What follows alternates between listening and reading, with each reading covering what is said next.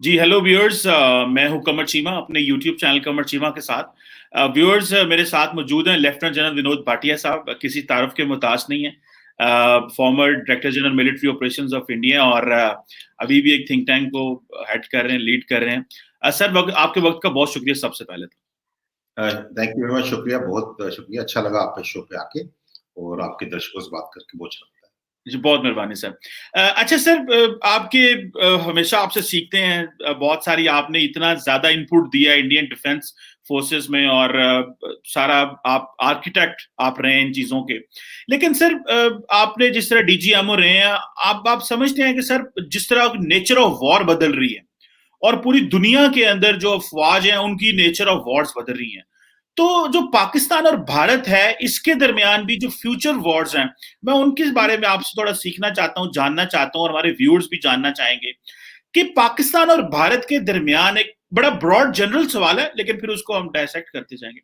आप क्या समझते हैं सर कि जो फ्यूचर वॉर्स हैं पाकिस्तान और भारत की, वो किस तरह हो सकती हैं, या आगे वॉर नहीं होगी, या हम मिच्योर हो गए हैं, सियाने हो जाएंगे और जंगे नहीं करेंगे, और अगर होंगी तो क्या स्पेक्ट्रम क्या होगा, थिएटर क्या होगा सर? देखिए, फ्यूचर प्रेडिक्ट करना तो लगभग असंभव है। लेकिन जरूरी बात है, जो करेक्टर ऑफ वॉर है वो कभी चेंज नहीं होगा। वॉर का जो एक इकलौता मुद्दा है वो सिर्फ एक ही है, to impose your will on the other nation. ठीक है, तो वो तो चेंज नहीं हो सकता कभी भी। लेकिन उस मुद्दे तक पहुंचने के लिए जो है, to impose your will on your adversary, ये हमेशा दिस इज कॉमन फैक्टर है ये वॉर का। किसी वॉर को ले लीजिए आप, छोटी कंफ्लिक्ट हो चाहे वर्ल्ड वॉर्स थे, कोल्ड वॉर्स है, जो मर्जी वॉर बोल लीजिए, हॉट वॉर बोल लीजिए, जो मर्जी बोल लीजिए। लेकिन नेचर ऑफ वॉर जो है वो हमेशा चेंज होता रहा है। वो बेसिकली डिसाइड करता है जो टेक्नोलॉजी, वो डिसाइड कर रहा है। जो चेंजिंग एनवायरनमेंट है वो डिसाइड करता है कि नेचर ऑफ वॉर क्या होगा। और जो लिमिटेड एम वॉर के हैं, अभी फुल फ्लैग वॉर जो है मेरे ख्याल से एक पूरा बहुत पुराना कंसेप्ट है ये।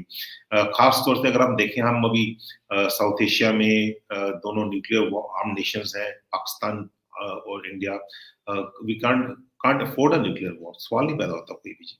और चाइना भी है, वो भी न्यूक्लियर नेशन है। तो 3 out of the 9 nuclear powers are in our neighbourhood.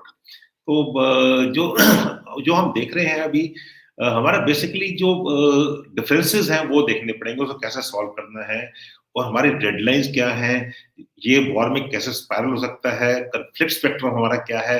सो बहुत सारी चीजें हैं। जहां तक मैं सोचता हूँ, इंडिया की तरफ से हमारा जो मेन एम रहेगा पाकिस्तान के साथ, और इसमें कोई शक नहीं बोलते हुए, वो how to change Pakistan behaviour towards terrorism. कि हमारा जो मेन मुद्दा टेररिज्म का है, वी हैव नो, इंडिया के बिल्कुल हमारी टेरिटोरियल जो है एम्बिशंस नहीं है। जो हमारा है वो हमारा है, जो आपका है वो आपका है। ठीक है, जरूरी बात है जो पाकिस्तान अकॉर्डिंग टू कश्मीर है, वो वहां पर हमारा एक डिफरेंस है वहां पर। और दूसरा जो हमारा मेन डिफरेंस आता है टेररिज्म पे आता है। And how to change Pakistan behaviour toward terrorism, हमारा मेन मुद्दा रहेगा ये कि हम उसको कम से कम उस हाई कॉस्ट, लो कॉस्ट हाई इफेक्ट वॉर को, उसको कैसे हाई कॉस्ट और लो इफेक्ट करा जाए। तो ये हमारे तरफ से रहेगा। अब इसकी अभी जो डोमेन्स है, अभी फ्यूचर वॉर की है, इंडिया पाकिस्तान से मैं निकल के चलता हूँ। बहुत सारी चेंजेस आ रही हैं हर एक चीज में। जो हमारी कन्वेंशनल डोमेन्स है, लीनियर वॉर जिसको हम बोलते हैं, army, air force, navy, ground Wars हैं, एयर वॉर्स हैं, मैरीटाइम वॉर्स हैं। इसके अलावा बाकी नए डोमेन्स जो वॉरफेयर के, मल्टी डोमेन वॉरफेयर है, जो न्यू एज वॉरफेयर है, उसमें अब देखिए साइबर वॉरफेयर बहुत जरूरी हो गया है। स्पेस दूसरी डोमेन है, स्पेशल ऑपरेशंस तीसरी डोमेन है। और जो मेन डोमेन है जो मैं समझता हूँ वो है इंफॉर्मेशन वॉर्स। अभी हर एक के पास जो है एक इंफॉर्मेशन मीन्स है हमारे पास। वो हमारा जो स्मार्टफोन है, एंड इंडिया में भी पाकिस्तान में भी उसकी पेनिट्रेशन बहुत ज्यादा है और बढ़ रही है, एक्सपोनेंशियली बढ़ रही है और बढ़ती रहेगी ये। तो उसमें जो है अभी जो नया वॉरफेयर जो मैं समझता हूँ बहुत महत्वपूर्ण है, वो है वर्चुअल सोसाइटल वॉरफेयर।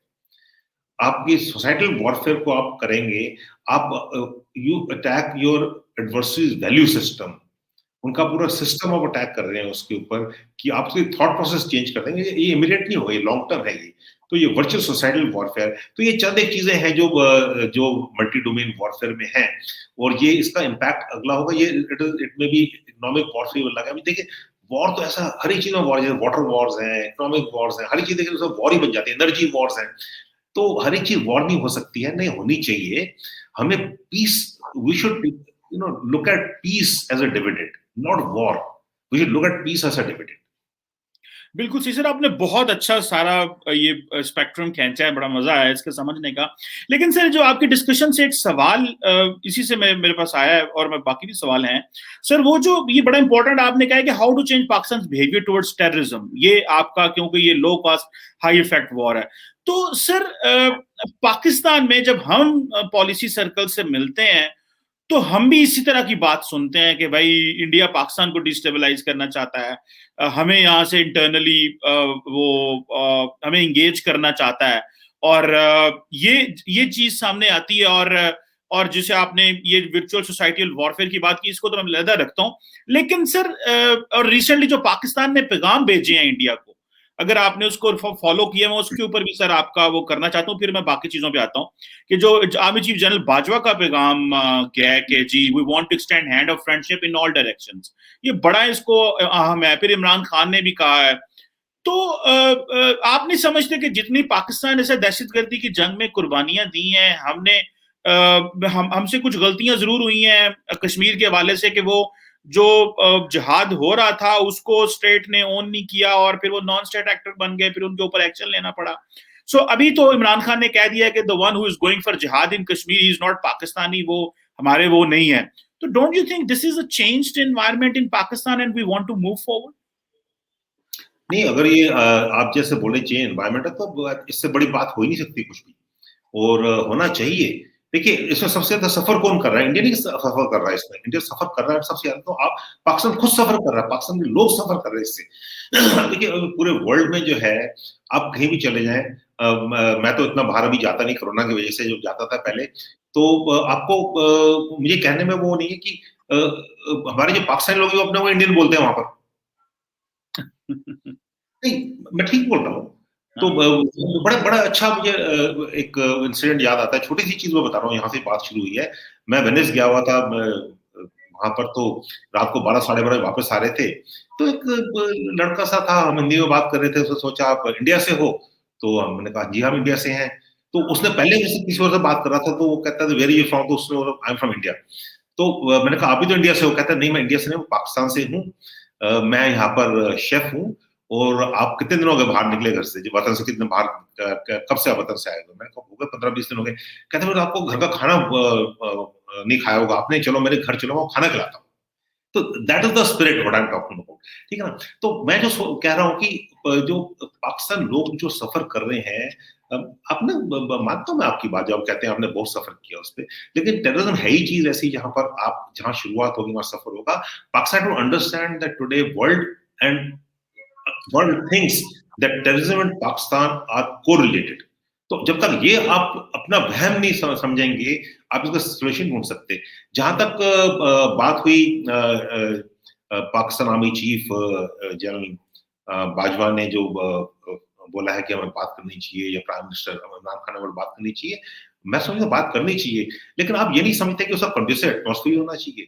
पिछले 5 साल में, ज्यादा लंबी हिस्ट्री में नहीं आता, मतलब वाजपेयी जी बस लेके चले गए थे, उसका कारगिल हो गया, नवाज शरीफ प्राइम मिनिस्टर थे, उनको इनवाइट करा मिस्टर मोदी ने, जब वो बने, वो यहाँ पर आए, उफा में मिले, वो पठानकोट होने से पहले 1 हफ्ता पहले वो लाहौर गए उनके जन्मदिन पर उनके।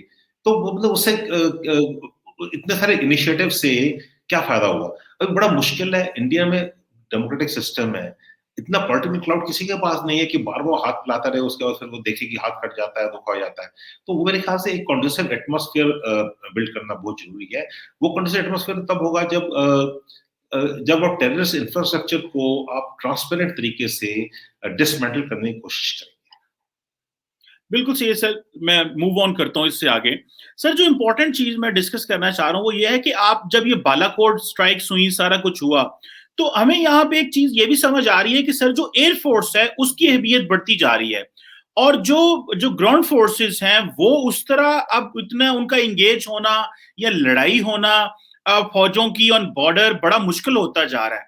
सर आप ये समझते हैं कि पाकिस्तान भारत, जिस तरह आपने भी राफेल ले लिए बिकॉज आपको समझ लगी कि अब चैलेंजेस और तरह के हैं, जो भी एक छोटा सा इंसिडेंट हुआ अभिनंदन जहाज आपका गिर गया, हमने उसको पकड़ लिया, तो वो एक ग्लोबली एक हेडलाइंस तो बनी कि पाकिस्तान ने वो कर लिया, तो फ्लैश पॉइंट्स बन गए वो। तो आप समझते हैं कि लैंड फोर्सेस जो है उनकी अहमियत कम होती जाएगी और जो एयर फोर्स है उसकी अहमियत आइंदा आने वाले, क्योंकि जो वॉर है वो शॉर्ट टर्म जो एक होगा कॉन्फ्लिक्ट होगा, नेचर ऑफ बड़ा छोटा सा स्पैन होगा, 6 घंटे का, 10 घंटे का, 12 घंटे या 24 घंटे का। How do you see this transformation sir? Yeah, I see this is the incremental transformation. ये कोई बहुत बड़ी ट्रांसफॉर्मेशन नहीं है। ज्यादा रफेल की बात करी, हमारा MCRA प्रोजेक्ट है, multi road multi combat road aircraft का 126 का, वो मेरे रिटायरमेंट से बहुत पहले का प्रोजेक्ट चल रहा था। उसके बाद 2015 में हमने बोला हम सिर्फ 36 ही खरीद सकते हैं, क्योंकि हमारे पैसे नहीं थे। सीधी बात है, अगर पैसे होते हम 126 लेते, पैसे नहीं तो 35 लिए। तो ये रफाल जो है, इसका बालाकोट से लिंक करना मेरे ख्याल से गलत होगा, इसको एलएसी लिंक करने में गलत होगा। ये तो लॉन्ग पेंडिंग प्रोजेक्ट्स हैं जो अभी फ्रक्टिफाई हुए हैं इस टाइम पे, 2020 में फ्रक्टिफाई हुए हैं। हमको कैपेबिलिटी जो बढ़ानी पड़ेगी फॉर डेटरेंस, जिसको डेटरेंस में बोलता हूँ कि मैं हमेशा एक चीज इस्तेमाल करता हूँ, पीस थ्रू प्रिपेयर्डनेस। अगर आप कमजोर हैं, चाहे वो इंडिया हो, चाहे पाकिस्तान हो, चाहे कोई देश हो दुनिया का, अगर आप कमजोर हैं तो आप शांति से नहीं रहने देगा कोई भी आपको। ये जियो पॉलिटिक्स है, ये वर्ल्ड, ये रियल पॉलिटिक्स है, ऐसी ही चलेगी जिंदगी, उसमें कोई शक नहीं होना चाहिए। तभी पूरी वर्ल्ड में सभी आर्म फोर्सेस मेंटेन करते हैं, नहीं तो आर्म फोर्स मेंटेन नहीं करेगा। Why should we need weapons? हमको एक मिलजुल के रहना है, सबने इकट्ठा ग्रो करना पड़ेगा, सबको इकट्ठा ग्रो करना चाहिए, लेकिन ऐसा होता नहीं है बिकॉज पावर इक्वेशंस है, जियो पॉलिटिक्स है, जियो स्ट्रेटेजीज है, उसको देखना पड़ेगा। इवन इकोनॉमिक माइंड जो है डायरेक्टली लिंकेज है उसका मिलिट्री माइंड के साथ, तो ये हमें देख के चलना पड़ेगा और कैपेबिलिटी बढ़ानी पड़ेगी। जहां तक पाकिस्तान का सवाल है, पाकिस्तान आर्मी है, इंडियन आर्मी है, we always fight the last war. We should not fight the last war. We have to look at the future challenges, future threats, future opportunities. तो ये जो हम लास्ट वॉर करते हैं सभी करते हैं, मतलब ये मैं नई बात नहीं कर, आपके लिए नहीं है ये, क्योंकि मैं बालाकोट नहीं बोलूंगा, जब्बा टॉप बोलता हूँ मैं। तो जब्बा टॉप पे जो प्रिसिजन स्ट्राइक्स की, उसके बाद नेचुरली एयर कवर ज्यादा चाहिए, but that is the last one, it's not the next one. Next one में भी समथिंग डिफरेंट टोटली। सो चैलेंज जो है, जैसा आपने शुरुआत में बोला, जो चैलेंज है हमारा आज की दुनिया में, it is prepare for the next new threats which are emerging, technological threats. वो बहुत सारी दुनिया में बदली हो गई है, हमको आगे सोचना पड़ेगा। ये नहीं कि जो एयरफोर्स है वो नहीं चाहिए हमको, या आर्मी नहीं चाहिए, नेवी नहीं चाहिए, लेकिन आगे की जो है हमें कैपेबिलिटीज हैं, कैपेसिटीज हैं, उनको कैसे बढ़ाना है, क्योंकि हमारी रिसोर्स लिमिटेड है और हमारे कंफर्ट जोन जो है हमारे पास से जुड़े हैं, फ्यूचर से नहीं जुड़े हैं। बिल्कुल ठीक है सर। मैं इसी से एक सवाल अभी आपसे जो आगे पूछना चाहता हूं वो ये है कि ये सर जो हमारे पास इतनी बड़ी आर्मीज हैं, तो आपकी भी इतनी बड़ी आर्मी है, हमारे पास भी ग्राउंड लैंड फोर्सेस बहुत बड़ी हैं सर। जब नेचर ऑफ वॉर चेंज होता है, साइबर वॉर आ रही है, स्पेस वॉर आ रही है, इंफॉर्मेशन वॉर आ रही है, तो वो जाहिर बात है कि बहुत सारा हिस्सा इन फौजों को भी लड़ना पड़ेगा।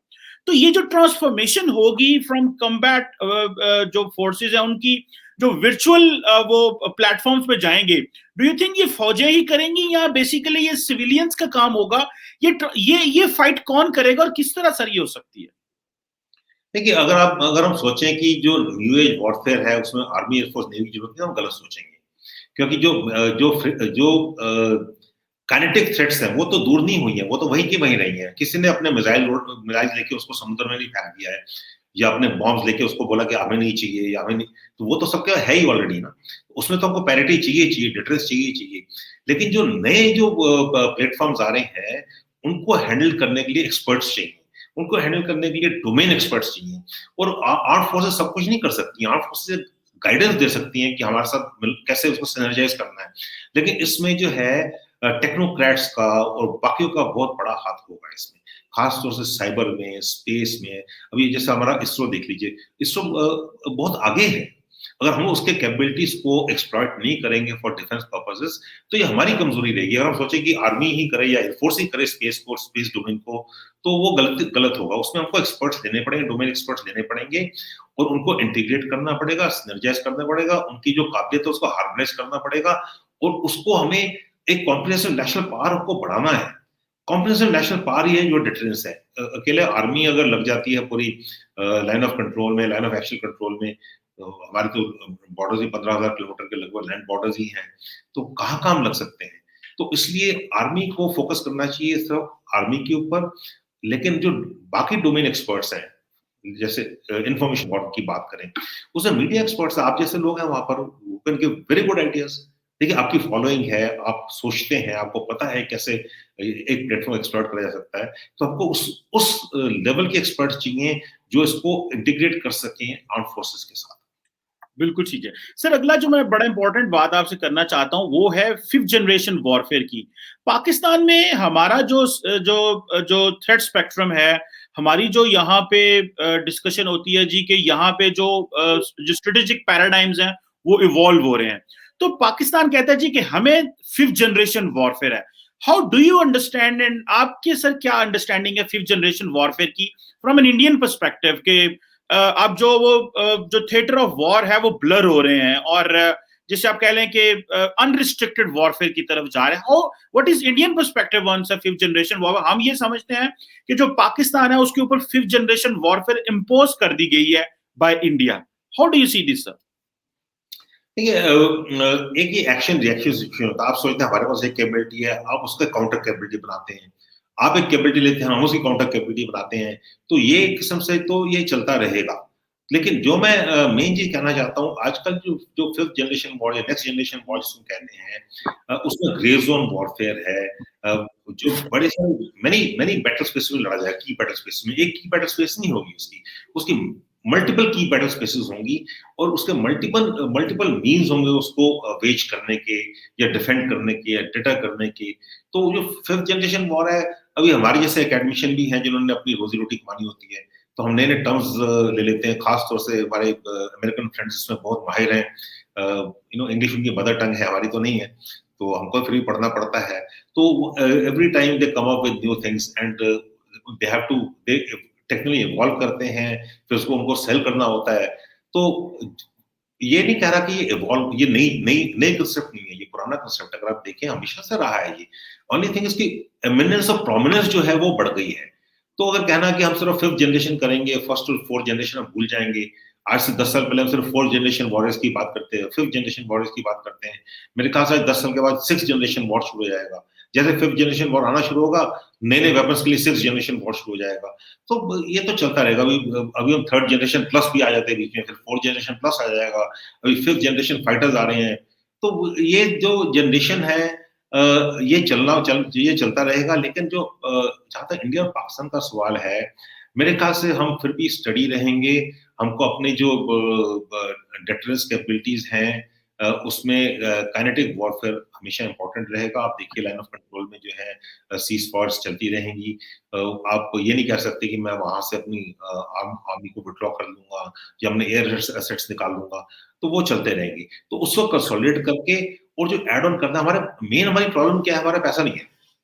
सच बात तो ये है, डिफेंस बजट तो हमारा उतना ही है। तो आप 5th जनरेशन कर लीजिए, 6th जनरेशन कर लीजिए, या आप प्रेजेंट डे रेलिवेंट हो जाइए और फ्यूचर रेडी रहिए। तो बड़ा सा ये जो हमारे जनरल्स हैं और जो पॉलिटिकल क्लास है, उनको ये जुडिशियस और ऑप्टिमल यूज ऑफ बजट जो है वो मेजर चैलेंज है और फ्यूचर रेडी होने के लिए। सर बिल्कुल। अभी मैं सर इसके जो आखिरी हमारी डिस्कशन का जो एक पोर्शन है अगले 10-12 मिनट, वो सर आपसे समझना चाहता हूँ। ये एक नई टर्म्स आई हैं अभी रिसेंटली G7 का जो इजलास हुआ है, सो पाकिस्तान के हवाले से वो इंडिया का जो एक, मैं समझता हूँ कि इंडिया वो जो ग्लोबली एडजस्ट हो रहा है इंटरनेशनल सिस्टम में बड़ा हैवीली। 2-3 टर्म्स आई हैं। जो G7 का इजलास हुआ है वहां पे जो बोरिस जॉनसन जो ब्रिटेन के प्राइम मिनिस्टर थे, उन्होंने भी बात की। उन्होंने कहा जी एशियन नेटो की बात हो रही है और अभी बात हो रही है ट्रांस अटलांटिक क्वाड की बात हो रही है। तो sir how do you see कि ये जो एशियन नेटो एक कॉन्सेप्ट है, और अमेरिकन कहते हैं कि बेसिकली वो जो क्वाड है इसको एक्सपैंड होगा, क्योंकि लग ये रहा है यूरोपियंस बड़े नाराज हैं, क्योंकि रिसेंटली एमैनुअल मैक्रो ने भी ये कहा है कि अमेरिका अगर पैसिफिक पावर बन गया तो फिर यूरोपियंस क्या करें आप, अब तो आप वहां पे चले गए हैं। और ये भी क्रिटिसिज्म किया है एमैनुअल मैक्रो ने रिसेंट, ये जो थोड़े दिन पहले म्यूनिख डायलॉग हुआ। तो इसी तरह बाकी अमेरिकन, वो भी ब्रिटिश ने भी कहा है अमेरिकन को कि आप हमें छोड़ के वहां चले गए हैं। तो सर ये जो एशियन नेटो है, Where do you find India in this Asian NATO? देखिए, आप उसको कोई भी टर्म दे दीजिए, जो इमर्जिंग वर्ल्ड ऑर्डर है बहुत इंटरेस्टिंग होने वाला है ये। उसमें China is going to challenge the US for world supremacy. तो ये एक कांस्टेंट फैक्टर है। अगर आप देखें जो चाइना का बीआरआई है, it is going to touch 4.4 billion people. उसमें इंडिया शामिल नहीं है, हमारे 1.3 बिलियन शामिल नहीं है। अगर 4.4 और 1.3 बिलियन अगर ऐड करते तो 5.7 हो जाते, तो बचे कितने? वो 2 बिलियन बचे, ठीक है ना। तो 7.7 बिलियन जो वर्ल्ड की पॉपुलेशन है, अगर 4.4 बिलियन उसको बीआरआई टच कर रही है, 65 कंट्रीज में बीआरआई जा रही है, including Pakistan. CPS is a very good thing for Pakistan. Pakistan taken a conscious decision, right, Pakistan के ऊपर है, वो अलग बात है, वो हमारी टेरिटरी से जाता है, that's a separate issue altogether. तो जो मैं कहने की कोशिश कर रहा हूं, अगर जो नया वर्ल्ड ऑर्डर है, अगर उसमें चाइना ने सुपरमेसी को चैलेंज करना है, जो हमारा रूल बेस्ड वर्ल्ड ऑर्डर जो अभी तक जो रूल बने हैं, अगर वो चैलेंज हो रहे हैं, तो obviously it will be, and the power equation would shift from west to the east. वो होगा ही होगा, क्योंकि जो इकोनॉमीज हैं वो वर्ल्ड की, वो एशिया में है।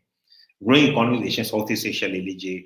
ऑयल जो है वो एशिया में है, वेस्ट एशिया में है। आप उसको मिडिल ईस्ट कर लीजिए, वेस्ट एशिया के ऑयल वहां पर है आपका। Oil will continue to remain important.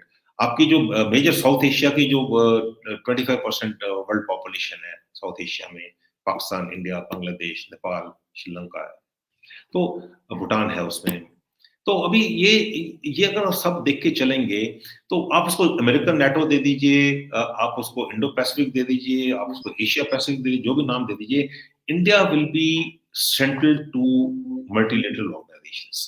ठीक है, हमने एक कॉन्शियस डिसीजन रखा है स्ट्रेटेजिक ऑटोनॉमी का। We are part of Quad, we are part of BRICS, we are part of RIC, Russia India China trilateral, we are part of IBSA, we are BIMSTEC का हिस्सा है, SAARC का हिस्सा है। आप देख लीजिए, हम एशियन प्लस में, हम एससीओ में हैं। तो इंडिया जो है वो मल्टीलेटरलिज्म में बिलीव करता है, और वो सबको साथ लेने में बिलीव करता है। सागर हमने कंसेप्ट दिया था प्राइम मिनिस्टर मोदी ने, security and growth for all in the region. अगर हमारा रीजन हमारा पीसफुल रहेगा, रीजन स्टेबल रहेगा, हमारी प्रॉस्पेरिटी इतनी अच्छी रहेगी। अगर रीजन में स्टेबिलिटी नहीं है, तो we'll have to spend money on security. Security money is a must, but if it is minimise, यही मनी जो है इकोनॉमी में चला जाएगा। तो जो एशियन नेटो की जो बात कर रहे हैं, we should be very careful that we do not get drawn into this great power game जो चल रही है। इसमें हमको अपने इंटरेस्ट देखने पड़ेंगे, और वो बहुत जरूरी, हमारे इंटरेस्ट जो है वो बैलेंस ऑफ इंटरेस्ट जो है हमें देखना पड़ेगा, बैलेंस ऑफ पावर नहीं। बैलेंस ऑफ पावर एक चीज है, बैलेंस ऑफ इंटरेस्ट दूसरा चीज है। और इंडिया को बैलेंस ऑफ पावर और बैलेंस ऑफ इंटरेस्ट की बैलेंस करना पड़ेगा। मैं कंफ्यूजिंग सी बात कर रहा हूं, लेकिन अगर आप देखें, एक जगह बैलेंस ऑफ पावर है, बैलेंस ऑफ पावर को shift US, Europe, China, quad, Australia है, आसियान कंट्रीज है। जो बैलेंस ऑफ इंटरेस्ट है, हमारे इंटरेस्ट जो है वो बड़ी जरूरी है, कि उसमें से हम एक बड़ा देश है जो चाइना से बॉर्डर करता है। यूएस से तो बॉर्डर नहीं करता चाइना के साथ, हम ही बॉर्डर करें चाइना के साथ। तो वैसे पाकिस्तान है। तो आपको अपने बैलेंस ऑफ इंटरेस्ट देके चलना पड़ेगा। हमारे जो वेलबींग ऑफ 1.3 बिलियन इंडियंस है वो बहुत जरूरी है। तो इसलिए हमको देख के चलना पड़ेगा कि उनका एम क्या है, उसमें से हमें कितना, हमारे इंटरेस्ट कितना सर्व हो रहे हैं, नेशनल इंटरेस्ट कितना सर्व हो रहे हैं, कितने प्रोटेक्ट हो रहे हैं, तो वो देख के चलना पड़ेगा। It's a very fine balance, and I think the politicians, जो जियो पॉलिटिक्स है और जो हमारे फॉरेन अफेयर्स है, वो will paid for it. They will definitely be looking at very very closely, चाहे G7 है, चाहे G20 हो, 13 ब्रिक्स समिट अभी आ रही है, India is the head of BRICS summit, वैसे एससीओ है, तो आपको सब कुछ साथ लेके चलना पड़ेगा। बिल्कुल सही कह रहे हैं आप सर। सर मेरे जेन में एक हाइपोथेटिकल क्वेश्चन है, और मुझे पता है इसने ये रियलाइज ये चीज हो जानी है, this is what I foresee may be हो ना हो। वो ये है कि लेट्स से फॉर एग्जांपल आपने कहा अमेरिकन नेटो, जो भी इसका एशियन नेटो, जो भी नाम दो सर, वंस इंडिया अगर क्वाड एक्सपैंड होता है, इंडिया इसका हिस्सा बन जाता है, और जैसे आप लोगों ने बेका किया, अमेरिकन इंटेलिजेंस, जो state of the art equipment आपके पास आ रहा है फ्रांस से, बाकी जगह से आप ले रहे हैं। सो व्हाट इफ सर, अगर इंडिया जो है, जिस तरह अगर नेटो कहता है जी कि अगर एक मुल्क पे अटैक होता है तो सारी नेटो आ जाएगी, so India definitely would like such kind of a security from this quad, और नेटो से जरूर लेगा, बिकॉज वो अगर उसने अपना एक इन्फ्लुएंस, अगर इंडो पैसिफिक एक्सपैंड हो रहा है, अगर यहाँ पे नया एक ग्लोबल ऑर्डर जो क्रिएट हो रहा है, और बाइडेन बड़ी उसमें इन्वेस्टमेंट कर रहे हैं, तो अगर इंडिया उस फोल्ड में चला जाता है, टर्की जो था वो भी नेटो का हिस्सा रहा, हमें नॉन नेटो अलाय कहा गया, लेकिन वो हमारी तो चीज ही और थी। तो इंडिया अगर आप जो है सर नेटो का इस तरह हिस्सा बन जाए, तो आप क्या समझते हैं कि इंडिया का क्या मुस्तकबिल होगा, कि आप अपने आप को सिक्योर फील करते हैं फ्रॉम चाइना, कि भाई अगर हम पे हमला होता है तो अमेरिका पे हमला होता है, हम पे हमला होता है तो पूरे यूरोप पे हमला हो जाता है और पूरी नेटो हमारी मदद के लिए आ जाएगा? Do you think such kind of a construct is possible, और ये चीज इस तरह की डेवलप हो सकती है? मैं यही बताने की कोशिश कर रहा था, इंडिया के लिए स्ट्रेटेजिक ऑटोनॉमी बहुत जरूरी है। एंड जो जो गेम, बिग गेम या जो चल रही है ये, उसमें वी आर कैपेबल। जो इंडिया है बहुत बड़ा देश है, रीजन रिस्पॉन्सिबल नेशन है, बहुत बड़ा देश है। हम अपने इंटरेस्ट को खुद सेफ गार्ड कर सकते हैं। हमारे जो नेशनल इंटरेस्ट हैं वो जरूरी हैं, हम उसको सेफ गार्ड कर सकते हैं। इसके लिए हम मल्टीलेटरलिज्म बिलीव करते हैं। हम क्वाड का हिस्सा भी हैं, हम ब्रिक्स का हिस्सा भी हैं, हम एससीओ का हिस्सा भी हैं, हम इप्सा का हिस्सा भी हैं, हम बिम्स्टेक का हिस्सा भी हैं। अगर आप देख के चले क्वाड प्लस प्लस प्लस, जो जितने मर्जी प्लस आप जोड़ दीजिए, तो एक ये Quad started as security dialogue basically. Quad was security dialogue. तो उसमें क्या है, लाइक माइंडेड जो नेशंस हैं उनका convergence and Congress of interest है। ठीक है, अभी कहीं उसमें पावर गेम भी आ जाती है बीच में। तो वो मैं बताने की कोशिश कर रहा था, इंडिया को अपने इंटरेस्ट के साथ चलना पड़ेगा। And one of our underlying factor जो है is strategic autonomy. India believe in multilateralism, सबको साथ लेके चलना, सबका साथ सब जरूरी है इसमें। तो वी हमको बैलेंस करना पड़ेगा। ये नहीं कि हमने एक अलायंस बना ली है which is anti China. Why should we anti China? अगर आप देखें 2020 में भी जो हमारे चाइना से ट्रेड है, इट हैज ग्रोन इंक्रीमेंटली। ये नहीं कि ट्रेड कम हुई है, हमारी ट्रेड तो $77.7 बिलियन में हुई है हमारी ट्रेड। तो इट इज जस्ट नॉट कि हमारे चाइना का चलो जो वाद विवाद चल रहा है या हो रहा है वो है, उसमें जो है उसको हम रिजॉल्व करेंगे। लेकिन उसके लिए अगर हम एक हिस्सा बन जाते हैं एक अलायंस का, और उस अलायंस में सिक्योरिटी ढूंढते हैं, I think we are a big country, we are the second largest army in the world, the largest voluntary army in the world. We are a good military, we are a combat hardened military, हमारी navy है, air force है, हमारे पास बाकी elements of national power है। We are not looking at security from other nations. वो security cover जैसे बाकी देखते हम नहीं देखते। हम मल्टीलेटरल लेके चलेंगे, बाइंड टू बैलेंस करेंगे, जरूरी बात है, लेकिन हमारे इंटरेस्ट जो है वो जरूरी होगा, और स्ट्रेटेजिक ऑटोनॉमी हमारे लिए बहुत जरूरी है। चलिए सर, मेरे जो असल में जो चीज जानना चाह रहा था वो यही था, क्योंकि हमें ये लगता है कि इंडिया जो सम हो, अगर ये नया कंस्ट्रक्ट आता है, ट्रांस अटलांटिक क्वाड की बात हो रही है या एशियन नेटो की बात हो रही है, तो इंडिया जो है वो अपने सिक्योरिटी के लिए इस नेटो का हिस्सा बन जाएगा, और कल को अगर इंडिया पे अटैक होता है या वट एवर जो भी सिचुएशन बनती है, तो इंडिया को सपोर्ट मिलेगा from the entire western world.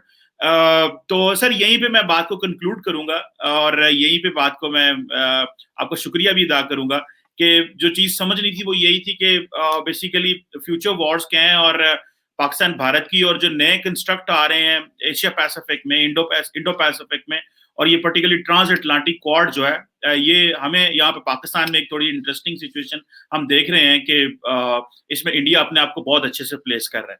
तो sir thank you very much for your time. शुक्रिया, थैंक यू वेरी मच।